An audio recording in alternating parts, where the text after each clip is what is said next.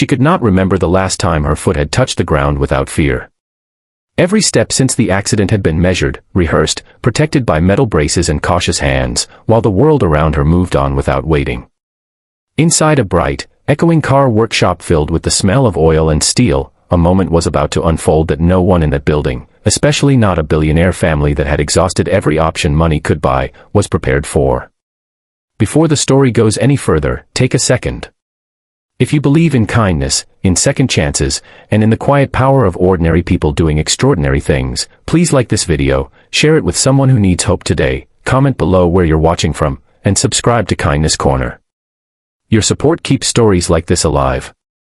The girl's name was Aria Whitmore, 16 years old, once unstoppable on a soccer field, now carefully balancing her weight as if gravity itself had turned against her. 2 years earlier, a high-speed collision had shattered her leg and damaged the nerves beyond what surgeons expected to repair. Her mother, Celeste Whitmore, was a self-made billionaire who owned medical tech companies and private clinics across continents. When the doctors said recovery would be slow, she made it faster. When they said it would be expensive, she made it irrelevant. When they finally said there was nothing more to be done, she refused to accept it. Aria had access to the best hospitals, the most advanced robotic therapy, private specialists flown in from around the world. Yet every breakthrough came with a ceiling, and Aria kept hitting it. Walking without assistance became the impossible line no one could cross. The workshop they stood in that day was not supposed to matter. It was only there because Aria's custom adaptive vehicle needed a modification, and the dealership subcontracted the work to a local mechanic known for precision. That mechanic was a single father named Rowan Hale. He lived in a small rented house on the edge of town, raised his 8-year-old son alone after his wife passed away, and worked long hours to keep life steady. Years before, Rowan had been a competitive runner until a workplace accident crushed his knee.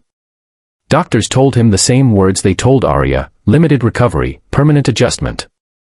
He never returned to racing, but he learned his body again, inch by inch, movement by movement, driven not by technology but patience. When Rowan saw Aria step into the shop with her brace, something in him paused. Not pity, not curiosity, recognition. He finished the work on the car quickly, but instead of stepping back, he asked permission to help her try something different. Celeste hesitated. She had trusted experts with walls full of credentials. A mechanic with oil-stained hands did not fit the picture of hope. But Aria looked at Rowan and nodded before her mother could refuse. She was tired of being protected from disappointment. She wanted to feel effort again. Rowan did not bring machines or promises. He adjusted her brace, checked her balance, and showed her how to shift her weight without fighting her own body. He talked about muscles waking up slowly, about trust between mind and movement, about progress that could not be rushed or bought. The workshop grew quiet as mechanics slowed their work, sensing something fragile unfolding. Celeste stood a few steps back, hands clasped tightly, her confidence and control replaced by helpless anticipation. Minutes passed that felt like hours. Aria's breathing steadied. Her shoulders relaxed. Then, almost imperceptibly, her foot pressed down, not dragged, not supported, pressed. Her knee held. Her body remembered something it had forgotten. One step became half a step, then another. No applause broke the moment. No one dared move. Celeste felt her knees weaken as tears blurred her vision.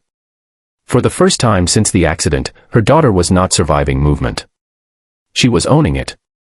The doctors had focused on fixing damage.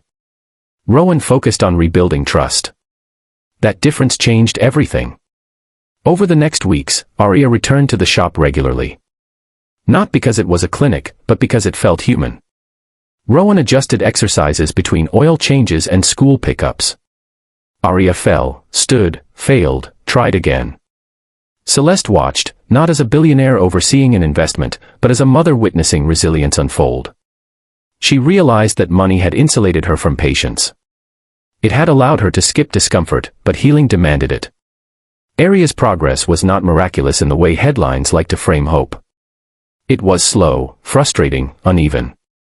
But it was real. She began walking short distances without support, then longer ones. Her brace became lighter, then occasional. Each step carried the weight of everything she had endured and everything she still feared losing.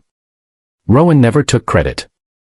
He said some things simply need time and someone willing to stand close without pushing. Celeste changed too. She started visiting the shop alone, bringing coffee, listening more than she spoke. She funded programs quietly, without naming rights or press releases, inspired by the idea that access should include dignity. She saw in Rowan the kind of strength money could not manufacture, and in her daughter, a courage she had underestimated.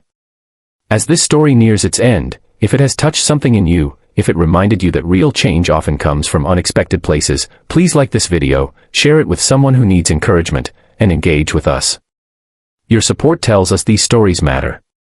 Months later, Arya walked across her school stage to accept an academic award, unassisted. In the crowd, Rowan stood with his son on his shoulders, clapping until his hands hurt. Celeste watched with tears that no longer felt heavy. The journey had not restored everything Arya lost, but it gave her something more enduring, belief in her own body and faith in people.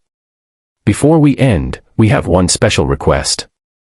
Please comment below with a single word that describes how this story made you feel. Hope, strength, gratitude, whatever comes to your heart. Because sometimes, the greatest miracles do not come from billion-dollar labs or world-famous doctors. Sometimes, they come from a single dad in a quiet workshop, choosing to care when others had already given up.